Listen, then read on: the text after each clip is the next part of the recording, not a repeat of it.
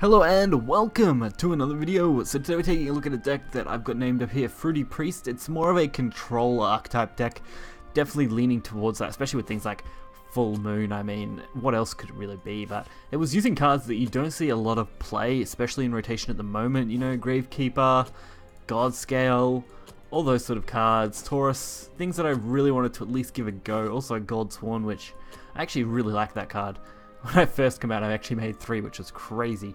But most of the other cards are pretty reasonable. You got a lot of the standard stuff, you know, Snow Whites, which I'd mentioned in a previous video if you hadn't made, is probably the first thing that you should be crafting for Haven in any given expansion at the moment, because it's just that good of a card. So really, some interesting stuff, and definitely worth giving a shot if you've got the cards to make it. I mean, you do need a few legendaries, you've got the Dark, you've got the 3 Beacons, 3 Snow Whites, 2 Arguses, and a Godsworn. So just a few. I mean, that's 11 legendaries, I think, adding that up, if I'm correct. Who knows? Not very great at counting sometimes, but who cares? I might actually I think it's 9 legendaries. 1, 2, 3, yeah, 10 legendaries. No, counting is terrible. Don't count, people. Counting is bad. Anyway, we'll get right into it and take a look. So our first matchup is against Portal. Portal gives you some interesting games, especially when you're playing against them like this, just because you never know what to really expect every single turn. Whether they have what they need, whether they don't have what they need, whether you're going to get rushed a certain turn. Not like other decks where you know, say, a rush is coming at this turn because a certain card can be played this turn. The only real thing that you can expect is that Saphira will most likely come down at 10 play points, which is when you will be in lethal. So that's kind of the only thing that is super predictable about Portal, at least in the matchups I mostly play. But other than that, most things aren't too bad from Portal, because it is all low-cost followers and low-cost value, meaning you can quite easily take advantage of your own cards to combat what they have. Especially in a deck like this that's more control-orientated, so it's really hard for them to get enough value out of their cards to continually hit you in the face. So as long as you can block out their big turn 10 turns, you're usually going to be pretty good. So I do go for the Globe over the White Diamond, just because I wanted an amulet more so than a draw in that point. Otherwise I probably would have played White Diamond instead. Plus, I wasn't too concerned with whichever one I played overall, so Globe just won out for me. Now we can play both, we can fill our board with some draw cards and just kind of set up the next couple of turns. So our White Diamond and our Globe, so that means our Globe and White Diamond can go off at the same time, and then we have another Globe to follow up immediately after that, which isn't too bad. And if we do lose this 2-2 Snow White, whether it's through a trade-off or whether it's through them killing it, we can quite easily go into March's Tea Time next turn and still have some pretty good advantage going on there, which isn't too bad at all. But we have a few cards. I don't get to use Mr. Full Moon much, that's why it's only like a one-of tech in this deck. Definitely you can tell that running it can help in situations where you'll need it, similar to Godsworn, which you're only running one of.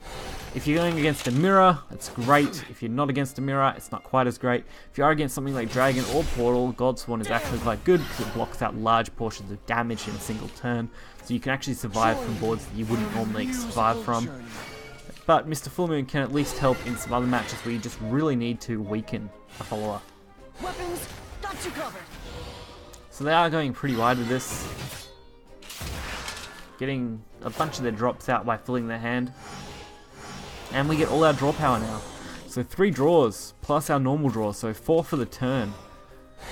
This deck doesn't seem to really have much issue with early draw power, setting up later draws, which is good. I actually really liked that about this deck. It's definitely an interesting one. I've just never seen a Control Haven deck like this in the current meta. Even in the last meta, you didn't see much like this. So it's quite interesting to see. Something that doesn't run Summit, doesn't run Guard, doesn't run Aether, just really a different type of deck.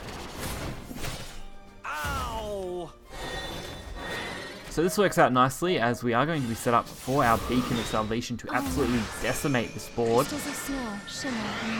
And they're getting a few decent trade-offs with the Snow White. Ramming it a couple of times isn't too bad for me.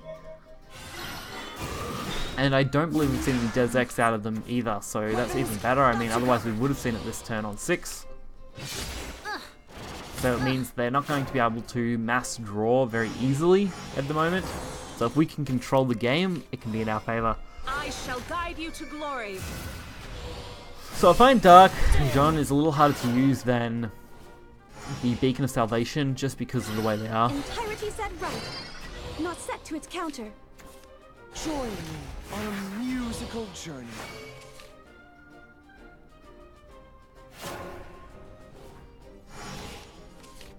So next turn again, we can go for a pretty decent clear, at least removing this entire board. I do decide not to leave anything up. That was just the decision I went with. Not that it was a big deal either way. And I wanted to save the Evolve for the Aegis turn.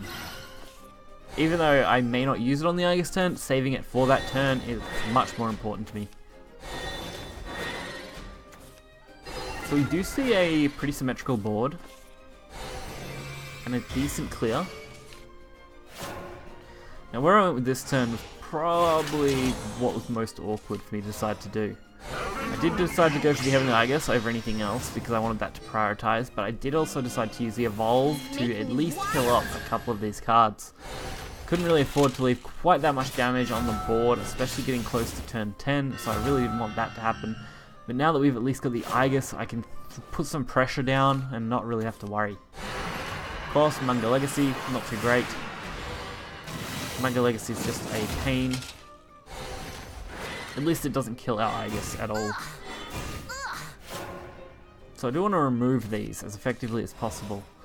Probably not the right move, honestly. I could have made a different one, but I guess it's the move I felt most comfortable with. Mainly because if they had a Saphira that was more than 12 damage, which I don't believe I'd killed 12 artifact anyway, so I was at least reasonably safe, was going to be some trouble.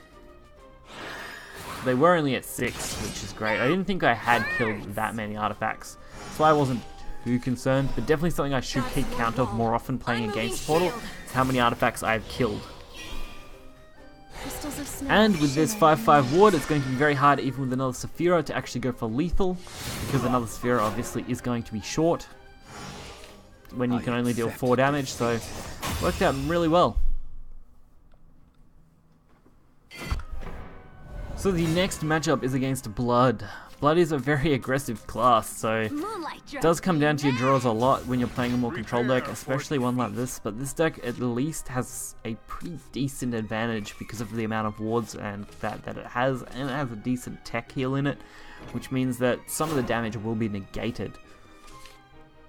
But it's still a tricky class, just because things like Godsworn are basically useless, so you're really relying on whatever you can get in the early game here. So Globe was fairly decent, especially pulling Guard Scale.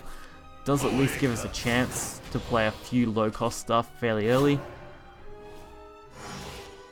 And Priest is actually perfect, being able to remove at least 2 cards very easily, possibly even 3, with some decent value.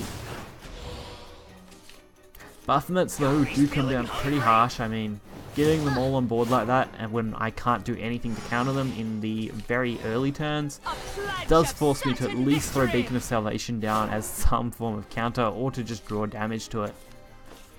Which, Snarling Chains, I guess that's one good card that we can draw out of that. But they are getting a massive amount of damage in this turn. So the turns going forward are going to be quite difficult. At least we do have Priest to take our turn 4, which is double removal. But we also get a pretty decent Black Inscripture. I mean, Black Inscripture plus Grimnir is actually going to be pretty good next turn, if that's what we go down. Even Gravekeeper Sonya is still decent. The God Scale is going to proc me, and we probably won't get the advantage that would usually have. There is the old Blood King, so now we know we're in for some trouble. We don't have an immediate way to deal with that, which is unfortunate. But at least our sneaks give us some board. So I do decide to still go for the Gravekeeper Sonya, even though probably going for the Grimnir might have been better, but at the same time holding Grimnir might give us a chance to get more value out of it later. Plus a 3/5 is a little bit better than a 2/3 ward in this situation, where really we need to have bigger wards. And it didn't cost us the Evo, which means I was able to remove something else with my snake. So I definitely think it was a good idea taking that up in that way, just to avoid taking too much damage. Because if they had have had that extra damage slot, they would have been very close to killing me that turn. So I don't really get much else out of this other than going for the blackened scripture and just warding up again, hoping they can't push through this as well. If they can summon at least 2 bats or go for a Vania, I am dead.